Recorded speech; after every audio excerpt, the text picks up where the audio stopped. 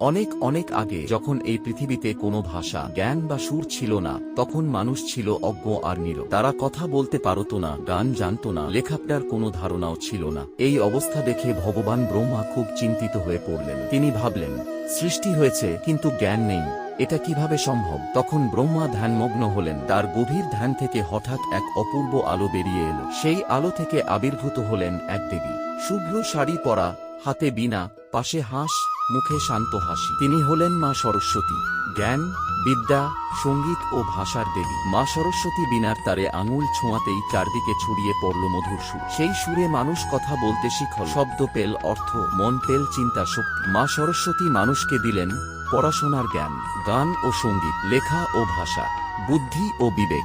তারপর মা বললেন, জ্ঞান যেন অহংকার না হয়, জ্ঞান হোক মানুষের কল্যাণের জন্য। তাই আজও ছাত্রছাত্রী, কবি, শিল্পী ও মা সরস্বতীর আশীর্বাদ কামনা করে।